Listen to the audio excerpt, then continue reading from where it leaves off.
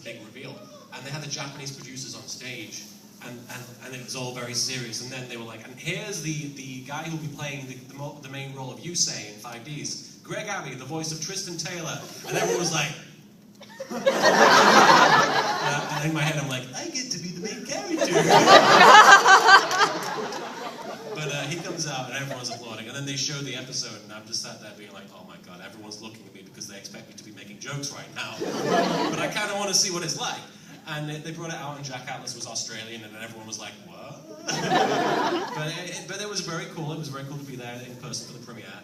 And then I stood up because they did a Q&A after they showed the episode. And I was like five people back from the mic, and we were slowly moving forward to ask questions. And then the person in front of me, they say, on the panel, they go, okay, one more question. And this person's like, I have 2 questions. And I'm like, oh, well, I guess I'm not going to get to ask a question. And then, even though that person asked 2 questions, that person sat down and they had enough time for one more. So I stood at the mic and I was like, hello, I'm LittleKuriboh. And everyone goes crazy. It was really good. It was the most surreal. It was my first ever convention appearance in any shape or form. So everyone in the room was just going nuts. And then this guy dressed as Tuxedo Mask in the front row stands up, turns his back on the Japanese producers who make Yu-Gi-Oh! And bows to me.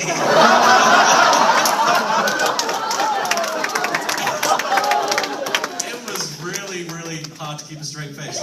And meanwhile, the Japanese producers like looking at each other like,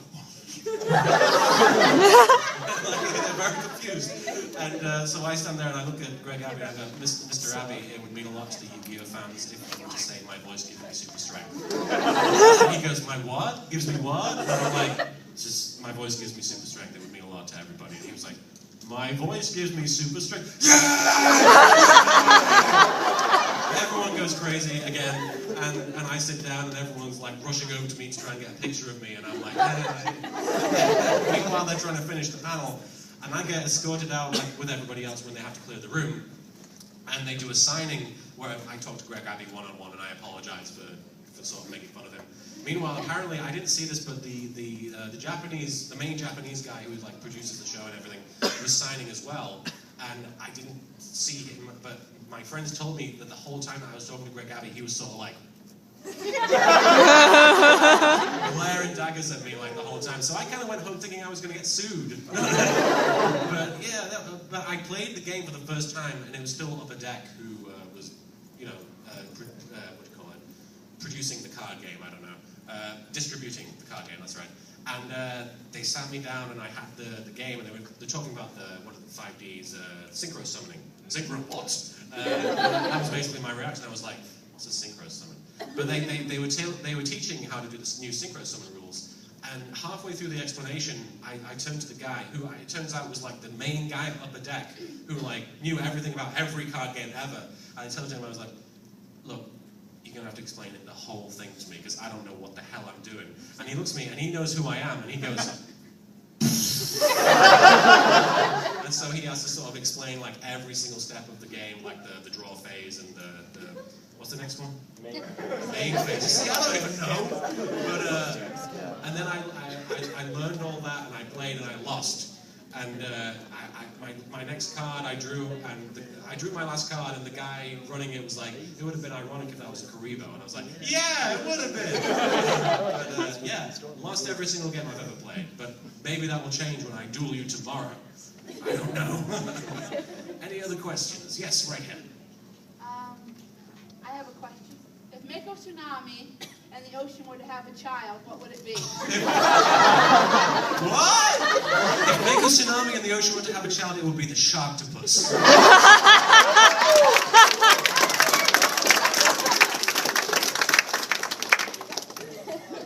It's a boy, I think. In your voice. I'm so glad I was able to spell those together. Way over there next to Yuki. If you have you ever had since taken off the air anime that you could have talked somebody's ear bleeding? Have you ever had one of those? What was that? If there was an anime that was taken off the air that I could... That you're still able to talk somebody's ear bleeding. Oh, to talk about because I like it that much, you mean? Yes. Oh. Taken off the air as in it just ended, you mean? Well, like, ended, taken off the air, either one. Canceled. Cancelled? Oh. How do shows get cancelled that much? Because I'll be honest, I haven't seen that many anime shows. I've seen like really old stuff. Technically, mine is a really old one. Nobody really caught on to it. Beyblades. Beyblades is old, and I thought it was still in the air. The new Metal Fusion is. Yeah. But the original Beyblades I used to follow, I follow by heart. They got cancelled? The original Beyblades, I'm a walking encyclopedia. I know basically every season. I know every type of Beyblade that ever came out. Aren't they all just the same spinny little things that you throw out? Oh, I'll take your word for it. I actually have some friends on Beyblade, the show, the new one, and I tried watching it, and everybody's just yelling all the time, and I'm like, God, this must be like what it's like to watch Yu-Gi-Oh! If you don't like it. But, as far as like anime shows that have been taken off the air that I wish that I could talk about, I mean, Tenchi Muyo was technically taken off the air. I know that show inside and out, and I love it to pieces. I heard there was like a new thing that just was released in Japan and was getting a dub by Funimation. It's a spin-off from Tenchi. Will you abridge that? Will I abridge that? I want to abridge Tenchi Muyo. Like, I would give anything to have like the voice capacity to voice like 12 women. But I have thought very hard about it and who I would like to voice every character, and I have a bunch of female voice actress friends now who would be great for the parts. It's just a case of sitting down and writing it. Somebody actually gave me some really good advice about writing earlier today about just, what was it?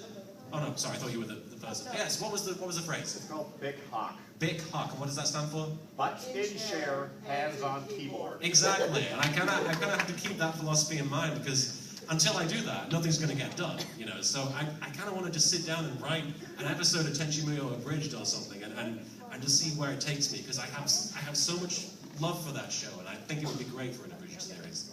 And it's a short series as well, so I could get it done in like a month or something. This gentleman, yes. Speaking of your alternate series, aside from your main Yu-Gi-Oh! Abridged, what's your favorite one to do?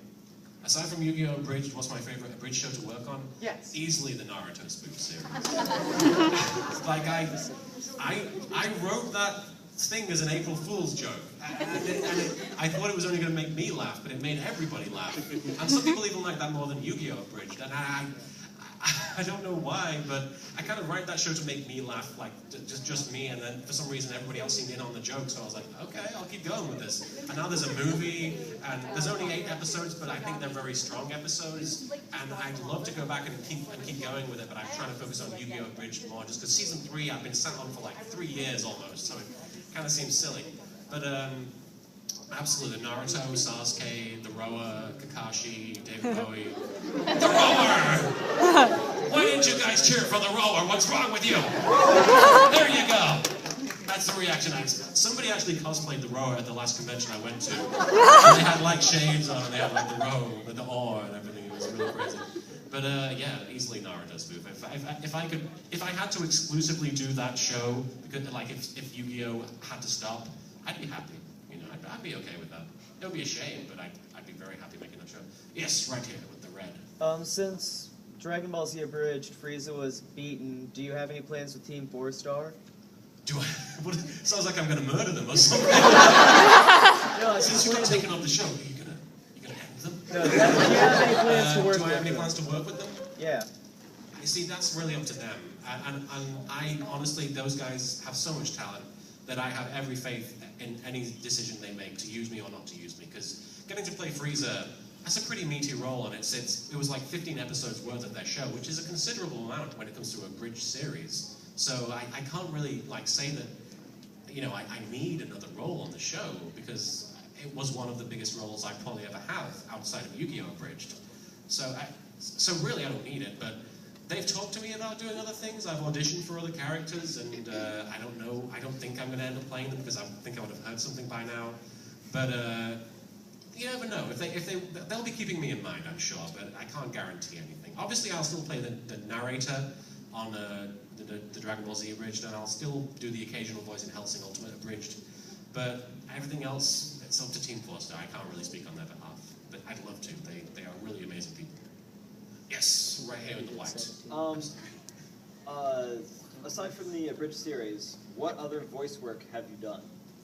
Oh, I mean, I can go tell you the big one that I've done. Well, it's big in my mind. Nylok in Tome, the Flash animated series. Hey, we have a Tome fan. Awesome. Does anybody else know Tome? Yeah, I love Oh, sweet. Yeah, Nylok is a lot of fun to play because not only it's just like Yami Yugi, except he's a nice guy.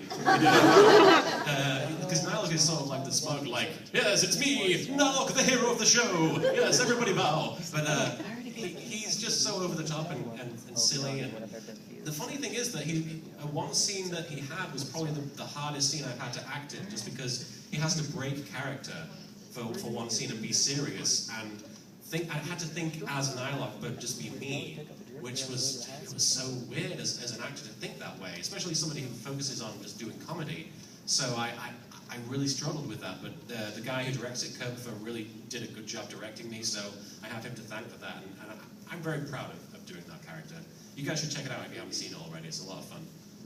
Aside from that, I have actually voiced in an official anime product, and I can't tell you what it is, but I can tell you it will be out this month on DVD, and I'm kind of excited to talk about it, but I can't, so... but believe me, I'll be blabbing about it at other conventions and on Twitter and stuff if you want to hear, but I can't say a single thing about it right now, and I really wish I could. I've auditioned for lots of video games, haven't really got anything major. I'm actually in a video game coming out that I'm allowed to talk about. It's a point-and-click game on the App Store called The Journey Down, and it's sort of similar to Grim Fandango and all the old LucasArts games, and I'm going to be playing 2 characters in that, in the second chapter and further chapters that come out. It's well worth checking out. If you guys know Antfish from Team 4-Star, he voices the main character and he does a great job. It's really fantastic, but it's called The Journey Down, and I highly recommend playing it. It's a lot of fun. Other things that I've voiced, aside from a bridge series, I don't remember. Does anybody else know what else I've voiced? No, I don't think I have voiced anything. According to IMDb, I was in a movie with Tommy Wiseau. But I don't remember that. Maybe somebody drugged me. I don't know. You'd have to drug me to get me in that movie. But yeah, no, I can't think of anything else. Anybody else have any questions? Yes, you. I'm sorry, I skipped over you. You did Shanks' voice in 19. I did do Shanks' voice in the movies. Have you ever actually met Purple-Eyes? Yeah. Yeah, the guy who makes Non-Peace and Code Ment. I've met him, Purple Eyes. He is actually a very down-to-earth guy, which is weird when you've seen his shows. Because his stuff is even crazier than anything that I've made. But he's actually a really, really humble, really sweet guy. He would do more conventions, but they intimidate him. And I can understand where he's coming from, because I was very intimidated by them in the first place, but then I did a couple, and I realized that, see, the way I sort of approach something like this is, I'm just another fan, I just happen to be standing up here. You know, that's kind of how I look at the whole thing.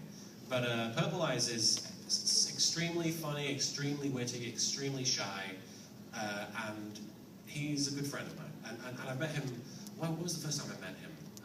The first time I met him was when I went to see the Yu-Gi-Oh! Bonds Beyond Time movie in theaters in New York, because they released it over here in the theaters, but then they never released it on DVD for some reason, which is weird. But he came to the premiere with a friend of mine, One Kids Entertainment, who makes Pokemon Bridged. And he was there briefly, and we got to talking, and he was very nice. I was more concerned with the fact that security at the airport had detained me for like an hour because they didn't think that I would really come to America to see a Yu-Gi-Oh! Movie. They suspected something else was happening. What? American airports hate me? That was the one time they've ever really done anything to me, though. It's the airplanes that usually give me a problem. But yeah, they had me in a room and I had to explain what a bridging was. And it was really weird. I was like, yeah, I'm LittleKuriboh. I make a Yu-Gi-Oh! Parody online. And they're like, what's that? I'm like, I take the video footage of Yu-Gi-Oh! And I put my voices over them. They're like, just you? And I'm like, yeah. Why? And I'm like, it's fun. Can I go now? Yeah, you can go. Okay. It was a really surreal experience. But yeah, he's a super nice guy, and I hope you get to meet him if you like his work, because he would be very, very, very happy to meet all of you, I'm sure. Anybody else? Yes, this gentleman right here. Yes, I was wondering. You're reading from the program. Are you going to refer to the program guide in this No, question? I'm just wondering the official name. The official name. I was wondering if The official name is Sharktopus. I'm sorry. was wondering if you were planning on going to the Yu-Gi-Oh! Advanced format thing tomorrow, and then just harassing the players with your different Yu-Gi-Oh! Advanced, when is it? It's like this Yu-Gi-Oh! Advanced format. It's just a tournament, I'm guessing. Whenabouts? When is it? Oh, it's at 12. 12. You see, I actually have to be in the dealer's hall because I have to watch my merchandise and sell it to all you lovely people. But if people wanted to come to me and get harassed by me, my silly voices, feel free. That'll be great. Everyone's like, me, I want to be harassed. But I've never actually, there was one time when I went to a Yu-Gi-Oh! Tournament and I did talk over the finals of the duel, and strangely enough, I spent most of the time being like, what does that card do? What does that card do? What's that card? And so they were explaining the game to me as it was happening, but the guy who didn't believe in the heart of the cards won, so I don't know what was up with that. That was weird. I was actually invited to be the official commentator on an actual, like, big, like, what do they call it? The big tournaments for Yu-Gi-Oh! Huh? YCS events. Yu-Gi-Oh! Yeah, I was invited to be like a commentator at one of those in London, in Wembley Stadium. And it sounded like such a big deal, because it was back when Upper Deck was still running the game, and they were good friends with me at the time, but obviously they don't do that anymore. But they wanted me to come. The weekend that it happened, I developed laryngitis, so I wasn't able to do it, but that would have been so cool to be able to say I'd like officially done commentary on one of those things. Funnily enough, they now have like the dub voice actors go to those things and do like mock-up duels with their characters, which is really cool. And one time Greg Abbey did actually say card games on motorcycles, as he was saying. That was pretty funny. You met Greg? Yeah, I met Greg. I got him to sign my e-state. Yeah? Matt, it was really funny because he goes, do you like card games on motorcycles? It's like, on motorcycles. You love me on motorcycles. Apparently. Wonderful. What was I talking about? Harassing people at playing card games. Yeah, I wish I could make it, but I can't understand my feelings. I'm sorry. But feel free to go into the booth. Yes, you are holding on. Did you ever see the YouTube video of Dan Green actually making a Yu-Gi-Oh's? Yeah, I did see the Dan. The funny thing is that video was called Dan Green Does LittleKuriboh. So anybody who clicks on that is very disappointed. Or relieved, I don't know.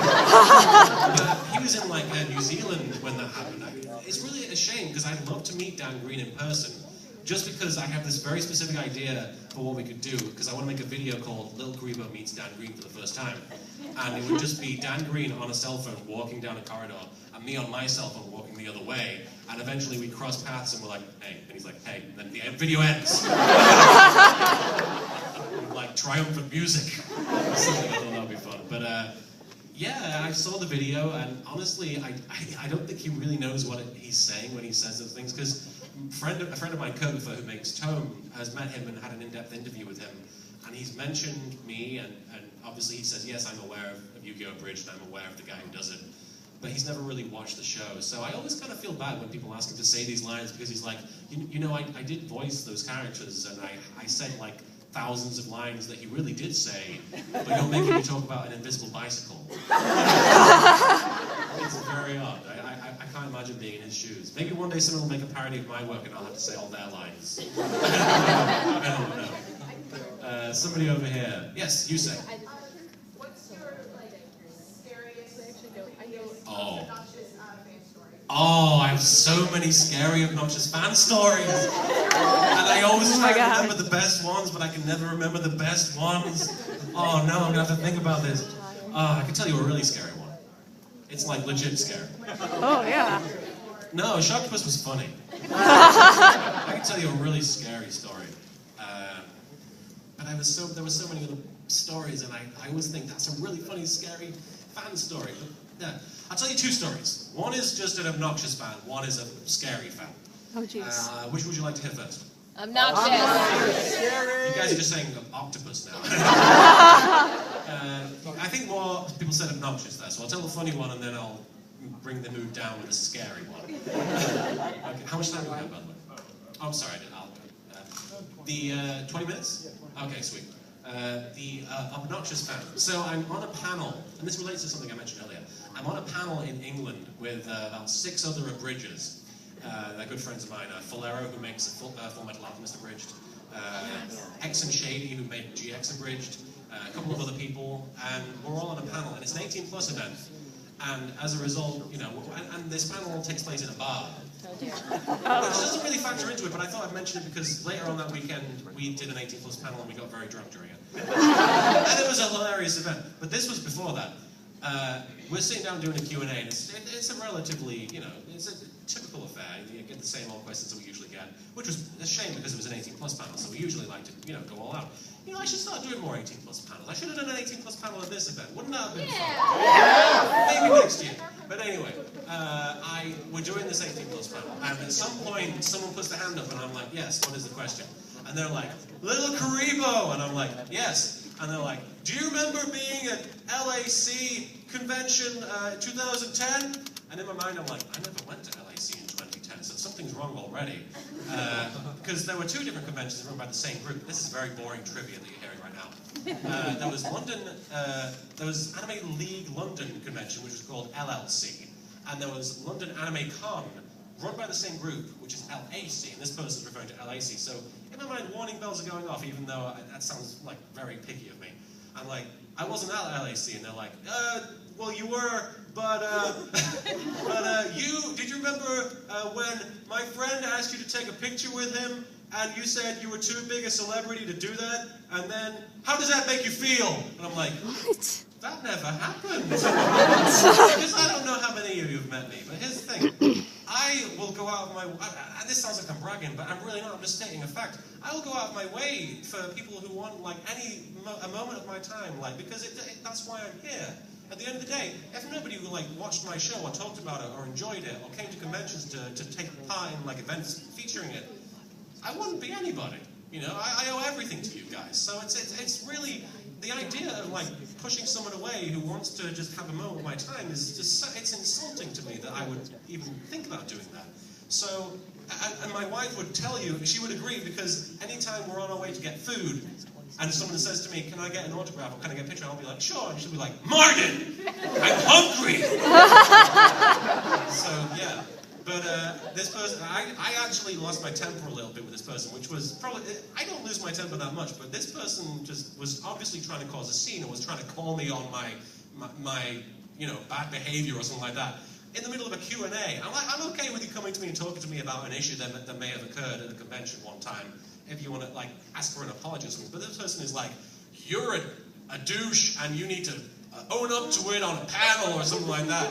And I'm like, and I basically stood up and was like, yeah, that never happened, mate. And so we had this back and forth where she was like, don't you try to deny it, because my friend, and blah, blah, blah, and you were rude, and you just think you're such a big deal. And I hate, that's another thing that I hate, and I'm sorry to turn this into a rant, but the idea of being, of too much of a celebrity, which is the exact phrasing they used, is insane, because celebrities only matter because people care about them. That's what being a celebrity is. You're celebrated. Why would anybody be too much of a celebrity to do something for somebody who celebrates them? That is insane. That is pure madness in my mind. I'm sorry. But yeah, this person just keeps going, and I'm like, and I was really getting upset. So after the fact, like, X and Shady were basically like, yeah, we know Martin. He would never do that. So let's move on. And then the next question is, excuse me, LittleKuriboh, I saw on your IMDb page that you're in a movie with Tommy Wiseau. Oh my god. Is that true? And I was like, yeah, they wanted me in it, but I'm too big a celebrity to do it. So it became a running joke throughout the night. But yeah, that was an awkward fan story. This is the scary fan story. Oh jeez. No, I'm sorry if this genuinely unsettles anybody. But I was in Australia for a convention. It was, I think it was the first year I went. I went to Australia 3 years in a row, which still blows my mind. But I went to Australia one year, and there was this guy, and I've told people about this so many times, and I only feel safe talking about it because he's so far away. If that had changed, I would stop talking about it completely. But he was in the dealer's hall. That was when I first met him. And when I first encountered him, he didn't go away for 3 hours. Which, you know, I mean, at the end of the day, if people want to stand around and talk to me or whatever, that's fine. Because if I came to an event and I wanted to talk to somebody I admired, the last thing I would want them to do is be like, look, mate, go away. You know, so I didn't want to say anything. But he was there for 3 hours. Not only was he there just hanging on to me the whole time, throughout the convention grounds, he was there for 3 hours and he wouldn't use my name. he wouldn't use my internet name either. He called me God. I began to suspect there was some sort of disconnect with reality when he started doing that. And then he would be like, look, I have a question, and I'd answer his question, and he'd be like, okay, I have one final question, then I'm going to leave you alone. 2 hours before he actually did leave me alone. And he'd be like, I have one more question, and then I'd answer it, and he'd be like, okay, I have one more question. And this kept perpetuating itself. And I was like, okay, and I honestly, I think I'm a patient guy, even though I told you about losing my temper. But I think I'm a patient guy, and I try and give fans as much time as I can. And I was trying really hard to be nice to this guy. And then the security, without me saying anything, intervened and were like, dude, this guy has to get to a panel right now, you can't. Because he was blocking my way from leaving the dealer's hall. And so the security had to sort of remove him and say he has to get to a panel. And I was like, bye. And then later on, he sort of did the same thing for less time. But he gave me a deck, which he gave it to me to donate to one of my card games for charity auctions, which is great. And I was genuinely like, at that point I was like, he was a little weird, but he was very nice to do that, so it's not an issue whatsoever. And I took the deck and I took it home with me, and people give me cards, like I got like a dozen cards for the charity auctions at this show alone. In Australia I got like 50 to 100. So this guy gave me a deck, and I took it home with me, and I was actually in Vegas after I went to Australia, because I was on a sort of a layover to see my girlfriend, who became my wife. And I took it to Vegas, and I dueled one of my friends, which was the duel I mentioned earlier, where I was technically the loser. And I used the deck in the video. Here's the thing, I used the deck in the panel, I didn't know it was being filmed. And this guy sees this video of me using his deck, and he writes me this really long and strange email where he's like, you didn't credit me for that deck. And I'm like, I don't know your name. You know? And he's like, I'm really upset with you, so can you please apologize to me in public? And I'm like, look, mate, I didn't know your name. I didn't even know that was your deck. I just used the deck because it was what I had on hand. And I was like, in America, I didn't have any access to any other cards. They were just there. So anyway, he keeps sending me emails every single day demanding an apology in public, and I basically just started ignoring him. Because at the end of the day, you know, the more oxygen of attention you give these people, the more they're going to shout. So eventually, it comes to a point where he says, look, if you don't respond to this email, I will leave you alone. So I don't respond to the email because that's the ultimatum he gave me. 4 weeks later, he starts emailing me again. Then he starts creating different identities to get in touch with me. And this is pretty basic stuff. Like I've had trolls who do this all the time. But he keeps like creating Steam accounts, creating Facebook accounts, where he'll talk to me for like a month, like just as a regular fan, and he'll have conversations with me. Then all of a sudden he'll be like, by the way, it's me, where's my apology? And I'm like, oh my God. And I block him. And if I am God in this situation, then he's not being a very good worshipper. But anyway, that sort of dies off in a way, because he sort of slows down with it. Then I get invited to the same convention a year later. Uh-oh.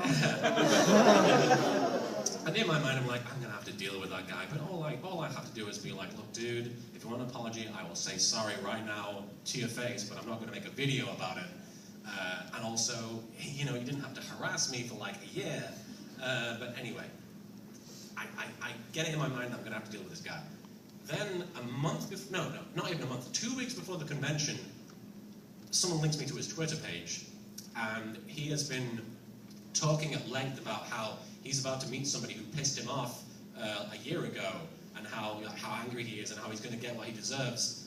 And then a few days later he tweets, I just bought a gun. Oh. Yeah. So, and then he makes several veiled tweets about how he's going to use it to get what he deserves. And I'm like, okay, maybe I shouldn't go to Australia this year.